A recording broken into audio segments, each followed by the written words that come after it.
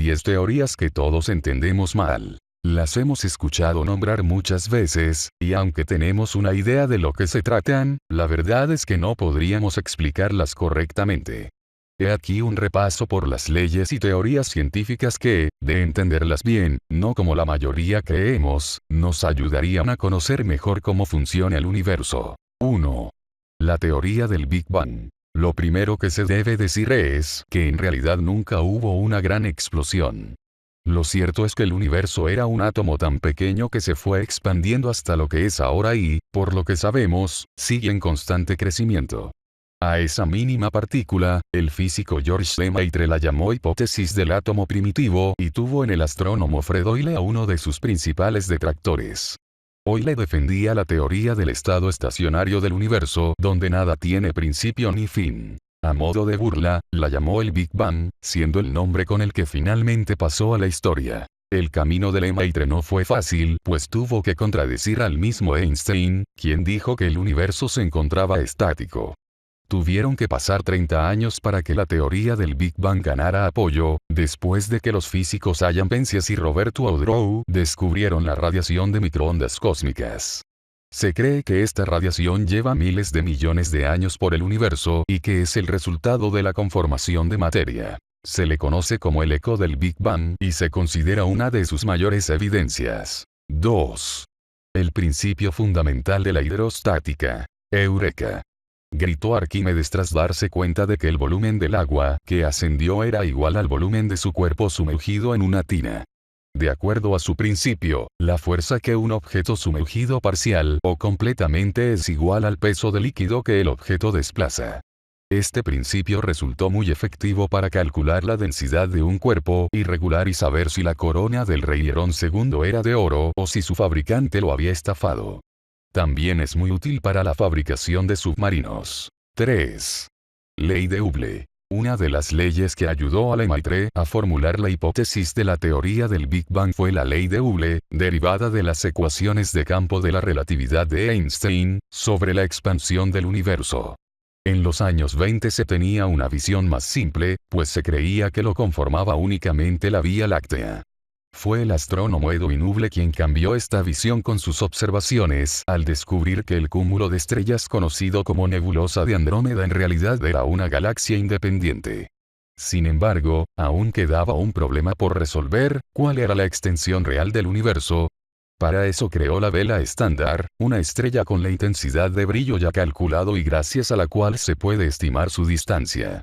Una de esas velas estándar la encontró en la galaxia de Andrómeda, a 1000 millones de años luz de distancia.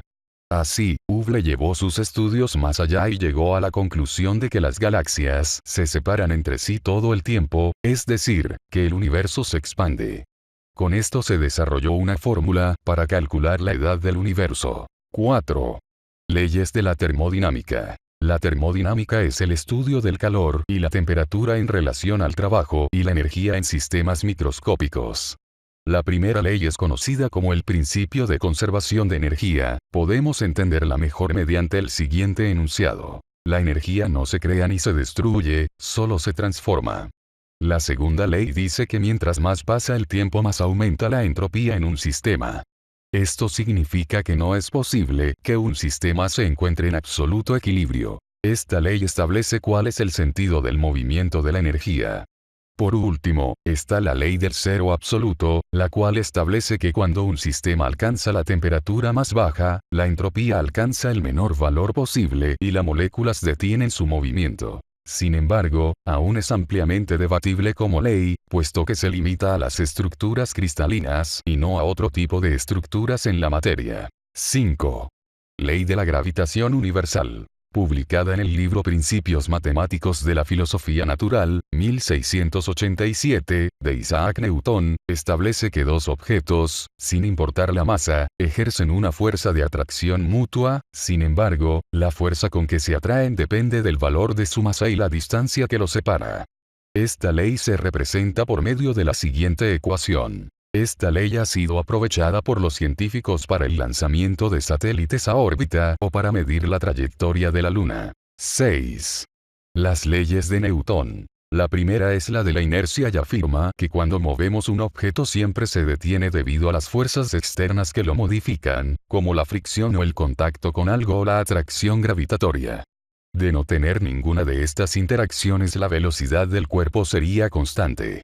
La segunda es la ley de la fuerza. Establece que cuando la velocidad de un objeto no es constante y, por ejemplo, acelera, es por los agentes, fuerzas, que interactúan con este.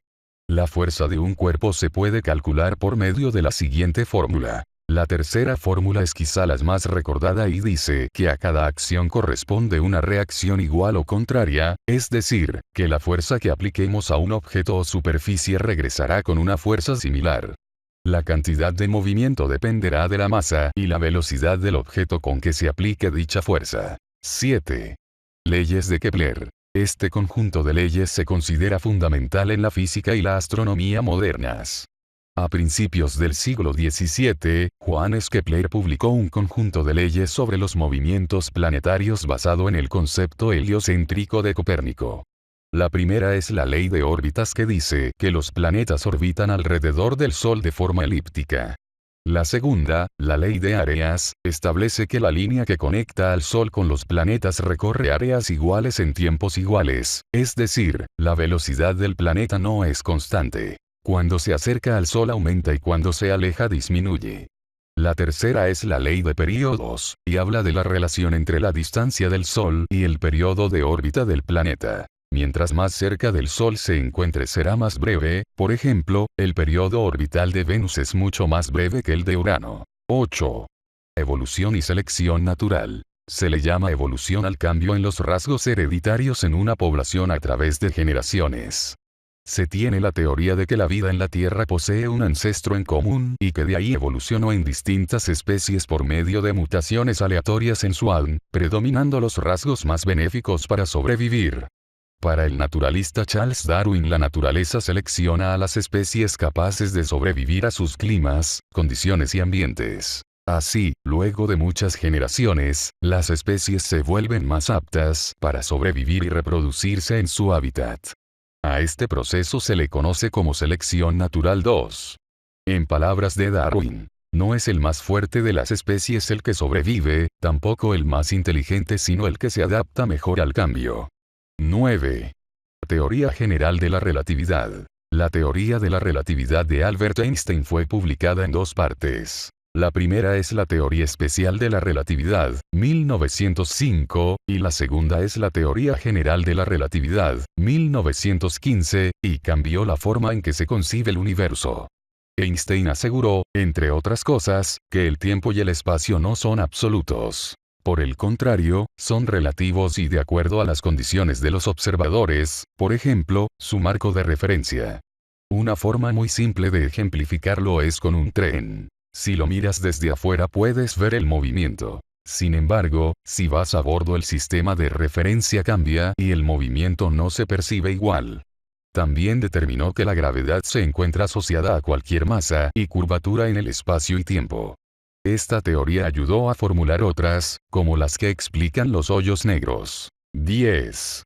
Principio de incertidumbre de Heisenberg. En 1927 el científico Werner Heisenberg hizo un descubrimiento fundamental para la física cuántica, el cual nos dice que es muy difícil saber, exactamente y al mismo tiempo, dos propiedades de una partícula.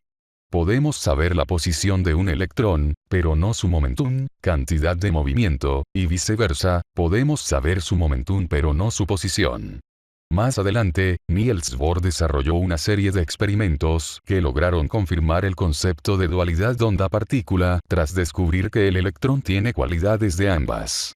Este descubrimiento reforzó el principio de Heisenberg, pues cuando se mide la posición de un electrón, se está tratando como una partícula en un punto específico y, al mismo tiempo, con una longitud de onda específica. Por lo tanto, se puede conocer la amplitud de la longitud de onda, pero no su posición. Telling all your friends how much you hate me. But who you calling up when you get lonely? When you get lonely, yeah.